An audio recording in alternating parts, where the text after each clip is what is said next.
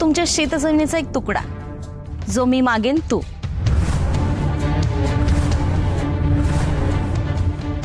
आणि गोदावरी फूड मधले 10% शेअर्स.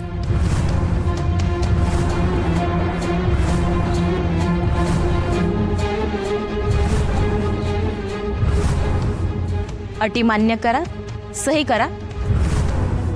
मी माझ्याकडे असलेले सगळे पुरावे नष्ट करेन आणि इथून निघून जाईन.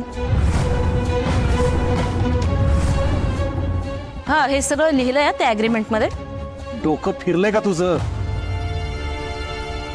घ्या बाबाराव खोत, चिखलात तोंड घातलं, आता ती घाण अंगाला बरबटेल. वाटाघाटी करती. निर्लज्जपणाचा कळस झाला. ए बाई, फार जास्त मागणी करतेस तू. हो, लायकीपेक्षा जास्त मागतेस असं नाही वाटत आहे तुला? लायकी काढताय? अरे बापरे, मग लायकी नसलेल्या बाईकडे तुमच्या नवऱ्याला काय यावं लागलं? एवढा साधा प्रश्न पडला नाही का हो तुम्हाला?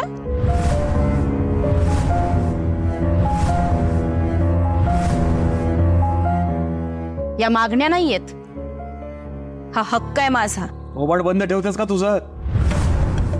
हक्क हक्क हक्क कसला हक्क? एक नंबरची कपटी आणि कारस्थानी असतो.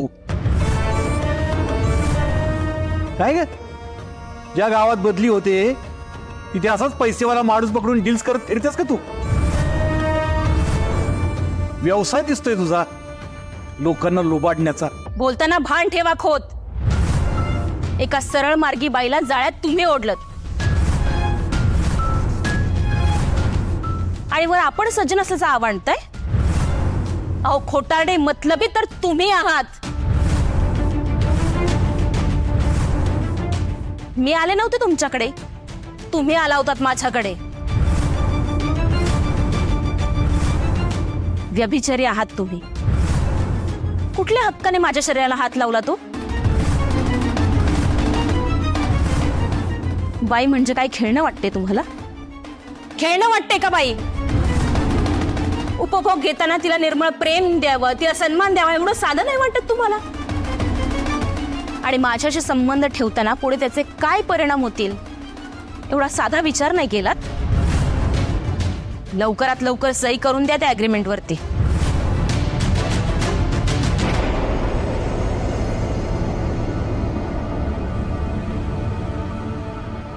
आणि हो, माझ्यासाठी जो प्रेमाने हार आणला होतात ना माझ्या गळ्यात घालायला, जो पॉलिश करून आणतो म्हणून घेऊन गेला होता, तो हार ही मला परत हवाय. आणि लवकरात लवकर त्या अग्रीमेंट वरती सह्या करा. माझा जीव घुसमटतो या वास्तूत. शापित वास्तू आहे ही.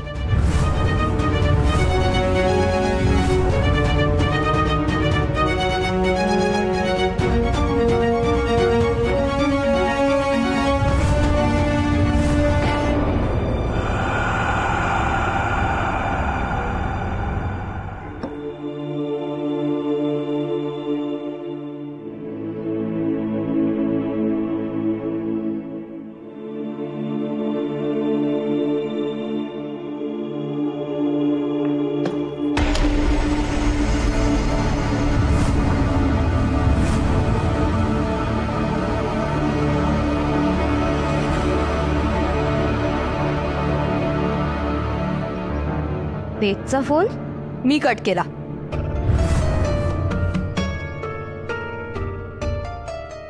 यापुढे तू वेदशी बोलायचं नाहीस, त्याला भेटायचं नाही आणि त्यांच्या ऑफिसमध्येही जायचं नाहीस. आई, अशी का वागतेस तू? एवढं काय झालंय हे तू मला विचारतीयस? आई अगं असं वागून कसं चालेल? म्हणजे आई, तूच मला म्हणाली होतीस ना एवढ्या मेहनतीने एवढ्या मान सन्मानाने मिळालेली नोकरी सोडायची नाही म्हणून. आणि तूच आता नोकरी सोडायला सांगतेस. एवढ्या संघर्षाने मिळालेली नोकरी मी एका झटक्यात कशी सोडू ग? मग काय ठरवलंयस तू? तुला त्या खोतांच्या ऑफिसमध्ये जायचंय? त्या खोतांसाठी काम करायचंय तुला? तुला काय माहितीये त्यांच्याबद्दल? अख्ख्या गावाला जाऊन विचार खोत काय आहेत ते. तुला मी इतक्यांदा सांगितलं अगं आई, खोत आहेत ते खोत. तू नाही ओळखत त्यांना. त्यांनी जर ठरवलं ना तर ते काहीही करू शकतात. त्या खोतांच्या दृष्टीनं तिकडी ही अशुभ आणि अपशकुनी आहे. ते तिला ठेवून घेतील ऑफिसमध्ये. त्या बाबाराव खोत सारखा नीच माणूस मी माझ्या उभ्या आयुष्यात बघितलेला नाहीये. त्या बाबाराव खोतानं एका तिकडीचा जीव.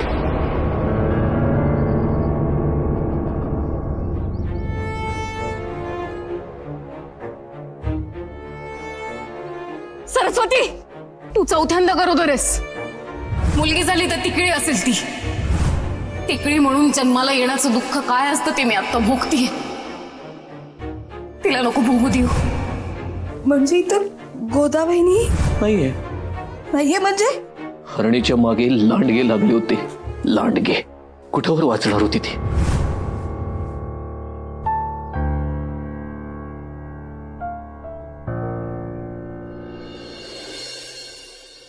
आई, तुला काय म्हणायचंय ते समजतंय मला. तुला वाटतंय तसं काही नाही होणार. आई, वेदवर माझा पूर्ण विश्वास आहे. आई, त्याने मला कधीच मी तिकडे असल्याची जाणीव नाही करून दिली ग. उलट मी जेव्हा जेव्हा संकटात होते ना तेव्हा तो पहिला धावून आलाय. त्याने साथ दिली आहे ग मला. माझा कधीच अपमान होऊ नाही दिलाय. आई, प्रत्येक सुख दुःखात तो खंबीरपणे माझ्या सोबत उभा असतो. आणि कालचं म्हणशील तर आम्ही ठरवून नाही भेटलो. आमची अगदी सहज भेट झाली. माझ्यावर विश्वास ठेव. आई, अगं तू केलेले संस्कार आहेत माझ्यावर. तुझी मान खाली जाईल किंवा गावडे कुटुंबाच्या प्रतिष्ठेला काळीमा फासेल असं मी कधीच वागणार नाही ग. विश्वास ठेव माझ्यावर.